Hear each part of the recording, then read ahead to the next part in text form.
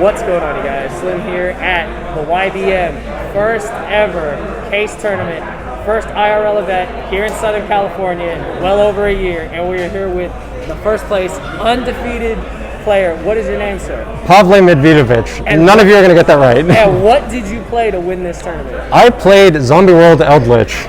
Really? Yes. In this format? Absolutely in this format. And you went undefeated. Have you seen Dragons under Zombie World? I absolutely went undefeated. I kicked everybody's asses. And by that I mean I went 2-1 a lot, but it's fine. Awesome. It doesn't matter. You still won it. It was 108 players for anyone who's wondering. Again, biggest event we've had. First Royal event. It's awesome. You play the craziest deck. Absolutely love it. Do you have any shout-outs? We're going to do shout-outs first because I know you guys aren't going to watch till the end. Okay, so I'd like to shout out Kylie, my girlfriend, mainly for putting up with me talking about Yugioh. I'd like to shout out my siblings, Gula, Sasha, Ruel, and Quina, also for putting up with me talking about Yugioh. You'll start to kind of see a trend here. I'd like to shout out my mom and dad for being wow this entire day. I'd like to shout out Brandon Belecki. He streams on Twitch as Slow Scoped with a 0 and a 3 instead of an E. 0 for the O, 3 instead of the E. He and I have talked about this deck a lot. We've livened it a little bit.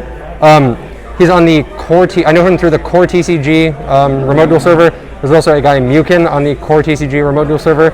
And then I'd like to shout out my roommate Ben and my friend Marcus for also putting up with me talking about Yugioh. Awesome, man. Any more? Oh, I was just going to go straight into matchups. Oh, yeah. Go ahead. You want to do the matchups? So, round 1, Dino with Scrap Raptor.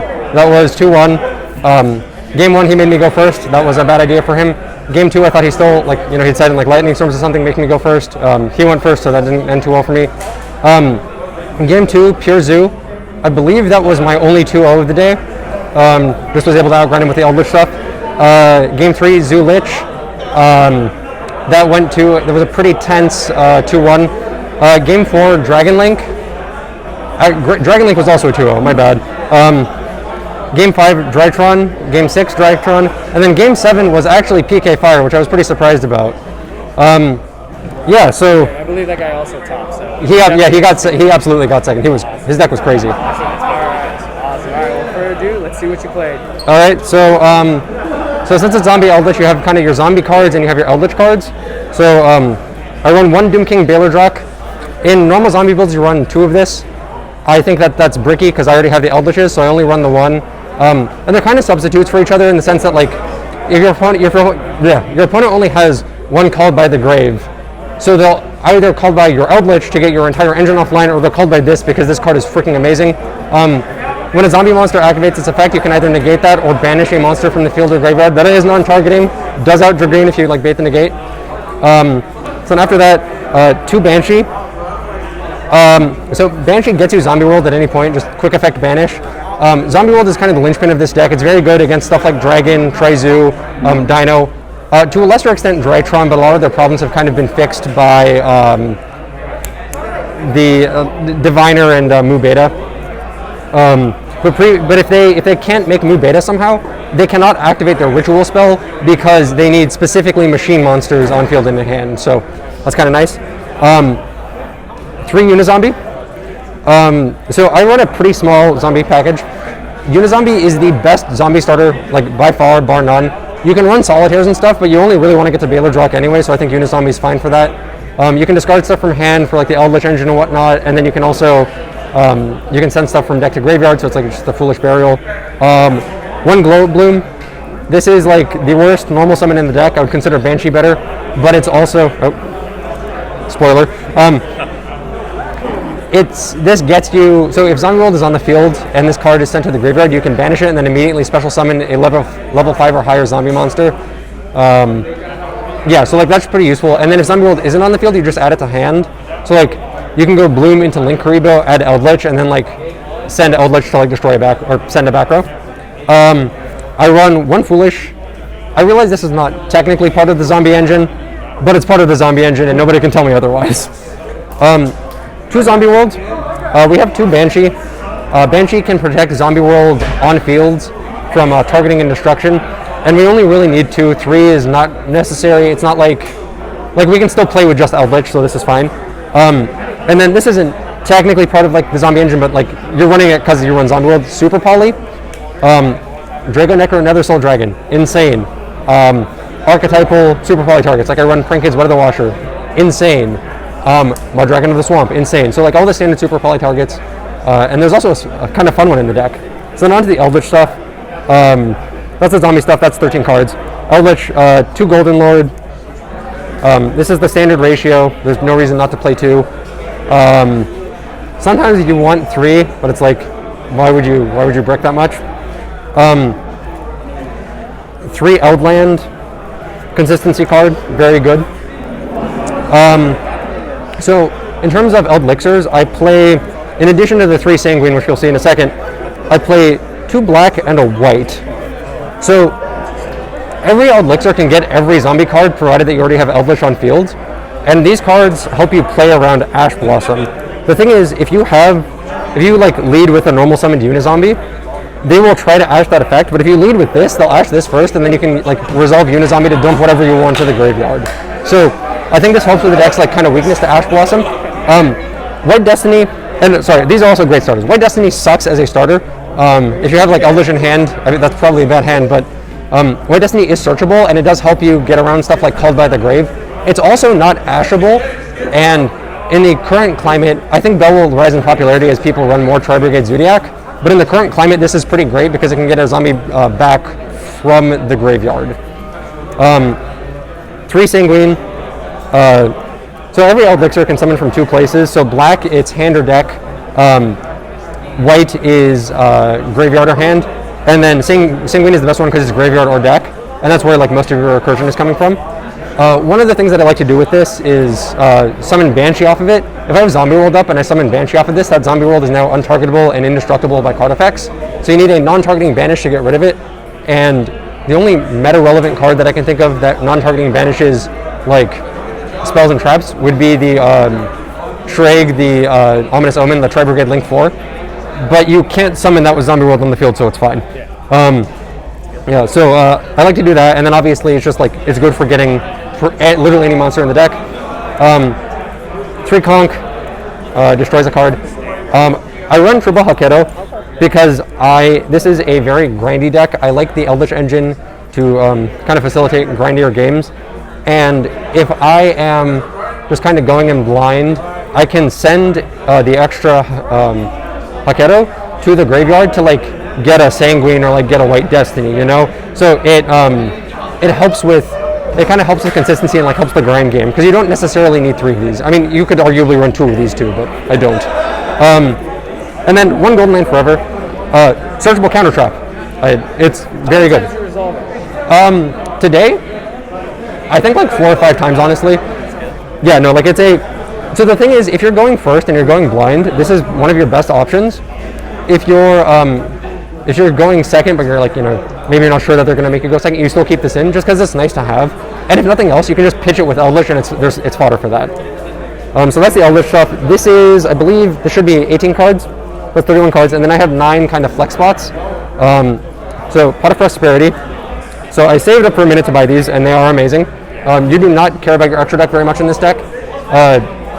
About 1 turn into most games, if not like the first turn of most games, you can easily get rid of like the majority of your super poly targets plus like just higher investment extra deck monsters. I main deck 3 Dark Ruler No More. This is like kind of a personal choice of mine. A lot of builds of Zombie Eldlich will run Forbidden Droplet, but when I look at this, I'm running 9 monsters because I've got the Zombie Engine and I've got the 2 Lords. Droplet is super resource intensive and doesn't actually like fix a lot of problems because if you open a hand of like 5 spells and traps and one of them is Droplet, you know, that's just getting Boreload Savage negated 10 times out of 10. So it's like, it's just not that good. Dark Ruler No More just wipes the board. I didn't run into anybody who was playing like Dragon Maid stuff today, or like ending on Hot Red Dragon Archfiend Abyss or whatever it's called. So this card was fantastic. Also, like Blank's Herald. I don't understand why you would discard a card to do that when you could just like slap it on the field, call it a day. And then the last one, this was the spoiler from earlier, 3 Ice Dragons Prison. So Zombie World makes everything on field and in graveyard zombies. So this card is crazy. Yeah. However, this card does not work against the Drytron matchup, and moving forward, I could see it being cut for like Strike, Torrential. Dynamicious is one that I like, but the discard cost kind of conflicts with Super Poly because you want a lot of cards in your hand. But I mean, it's obviously a very good card. So that's the main, 40 card main. Yeah. Side or extra? We'll go extra next. Okay, so extra. So I have a buttload of Super Poly targets. I wasn't sure what to expect going into this, so some cards in here are going to seem a little sus, just heads up. This card is amazing. It is not sus. Yeah, so Dragon Necro Nether Soul Dragon. This is a dragon type monster for some reason, but it requires 2 zombies as materials. So Zombie World Super Poly, get rid of literally anything. I playtest a lot on Yugioh Pro, and I will run into people who will let me resolve a Zombie World for some reason, and then I just eat their board. Yeah, so that this is mandatory. Sorry, I'm gonna put this here. World Chalice Guard Dragon Elmerduke. 3 link monsters.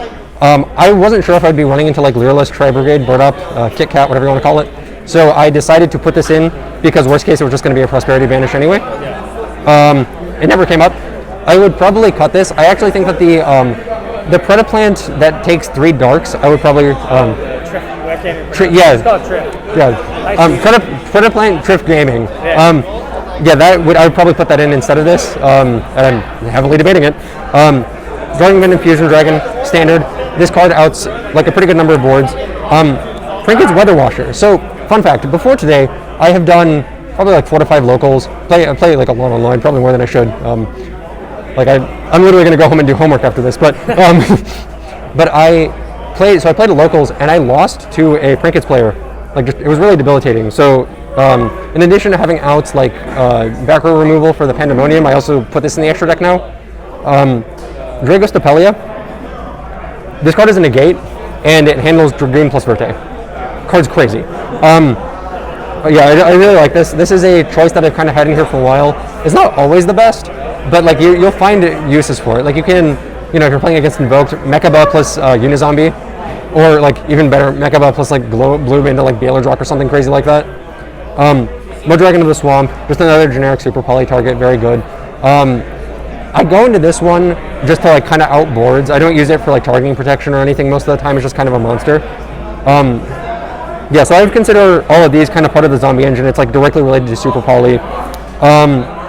Then we have the links. Vampire Sucker. When a zombie monster is special summoned from the graveyard, draw 1 card, and then you can also target 1 monster in your opponent's graveyard, special summon it as a zombie monster to their side of the field in defense, which will then trigger the second effect to draw 1 card. Yeah. Also, this card has a passive effect where you can tribute your opponent's zombie monsters for tribute summons. That didn't come up today, but in testing, I have Zombie World on field, got this on field, they have 2 monsters, I just straight up tribute summon Eldlich. Yeah, which is it's really funny. Sorry, also, Zombie World prevents tributing of anything but zombie monsters, so that's also kind of fun. Avenged Savior. This card reduces the attack of what it battles by the level of what it sends, and it Foolish is for cost. So you're gonna straight up send Eldlich, make a card lose 2,000 attacks, send Banshee, make it lose 800, and then also have access to Zombie World. You can send Bloom. Bloom activates in the damage step where it can't be ashed, and then you get Baylor Drock on field in the damage step for another attack. It's crazy. Predaplant Verte Anaconda. I had Dragoon at one point, and then I sold it because I hate that card. Well, more accurately, I hate the bricks. The card, well, I hate the card too, but that's a separate issue. Send Super Poly. Really, really cool. Also, this is there was an LCS where I think it was Paulo Goncalves or whatever. He put Predaplant in his extra deck with no Dragoon specifically to make people they'll Zeus the Verte, or they'll spin removal on the Verte, and that actually came up today for me, and it was pretty funny. But it's good bait, and it's also the effects are actually crazy. This card is very good. Link Karibo. This is for Bloom to get into the graveyard. Then the special. So now these are all the. I would consider these all the zombie cards. It's okay, 2/3 of the extra deck, but it makes sense because Eldlich doesn't need much in the way of an extra deck. One of the reasons I wanted to play this deck, Eldlich, the Mad Golden Lord. It's big. It is indestructible by battle or card effects. It can Snatch Steal by tributing a monster. Shout out to the Progression series. We love Snatch Steal. Not really.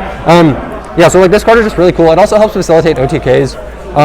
If you have Just gonna grab the deck here real fast. If you have Haketo and Eldlich on field, if I can find an Eldlich. So if you have these two on field and like a Super Poly in hand, this is 2,500 damage, this is 1,800 damage, and that's 43. This is 3,800 attack, so that's 8,100 damage in total. So that's like an OTK on its own. This deck is actually, people say that Eldlich is slow, and I disagree because the monsters are just gigantic. And also like, there's a 50-50 shot that you just get completely blown up by like Harpy's Feather Thruster, but that's an issue for the side deck. Gustav facilitates OTKs. Pleiades. I saw some builds playing the it's like Crystal Zero Lancer or something or other. But that requires 2 extra deck spaces, and I wanted just a little bit more space, and I never went into it anyway. Like, it's cool in theory, but not like I just don't do anything in practice. So Pleiades. I tend to banish this off of Prosperity a lot. Actually, I guess I can go over that in the end. Link Spider turns any Eldritch Spell Trap into a Eldritch Spell Trap in a grade. And then I wasn't sure what people were playing, so this is kind of the most sus card in the extra deck. Intis, in case people are on like Maximus. I didn't run into any Shadal. I would cut this in the future. I've been to like 5 locals online, so I wasn't really sure what to expect, and I kind of have a better idea now. And it's all Dragon Link. You're prepared. Yeah. Doesn't mean it's like if they have it, they have it. Yeah, and the other thing though is that like it's Prosperity fodder. So in terms of Prosperity, I'll typically banish Intis. Sorry, let me turn these around. Intis, Pleiades. Pleiades specifically because it takes 2 Golden Line spells or traps, whereas Link Spider takes 1. I'll banish Verte. It just doesn't come up that much, but like it's theoretically nice to have. I will often banish Savior because Unizombie does pretty much everything that this does, but it's nice to have.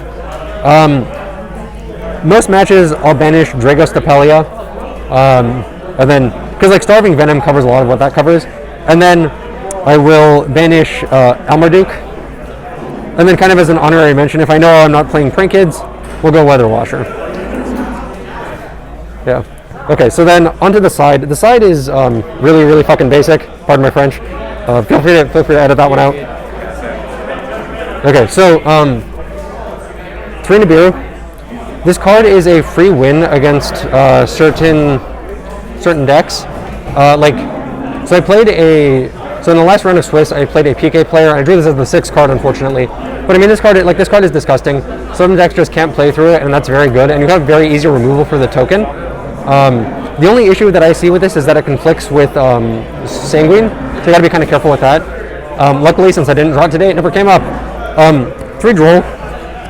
So I was talking to that guy Brandon I mentioned earlier, who I shouted out. He was saying that I used to have a side deck that was like 15 spells and traps, and he was like, you need to diversify your threat. And I think that Droll is, until my cycle readers come in the mail, probably the most effective way to stop Drytron. And even then, still like one of the top ways. I rolled the Drytron player, and it turned out that he was bricking, but like it's fine.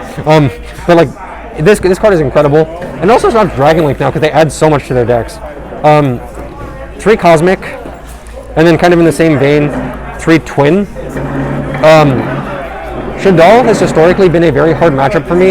Ariel is incredibly bad, and these cards kind of help deal with Schism. They also deal with stuff like Pandemonium, and just in any back row heavy matchup, they will enhance your ability to play that matchup. Because Eldlich is very good at going into back row, but this takes it to the next level. Like this can hit a set call competitive, Yeah, so that's back row hate. And then the last card, this is for going first. 3 Solemn Judgment. Typically, I'm setting at the Dark Ruler no more for this when I know I'm going first. I know this card costs a lot of life points, but as I've said before, Eldlich is very good at doing like a lot of damage all at once. This card stops, blowouts like Lightning Storm, evenly matched, that kind of thing, unless they draw 2. And it also stops stuff like normal summon. So if it's, the Zodiac player normal summon Thoroughblade, I can Judgment that, and then, I'll just take the chance that they don't have the Barrage. So that's the deck. Yeah. Awesome. Congratulations again. 7-0. Amazing. Thank you. First IRL event. I hope to see you doing more. Congratulations on winning, and thank you for that. Thank you. Hi, Mom.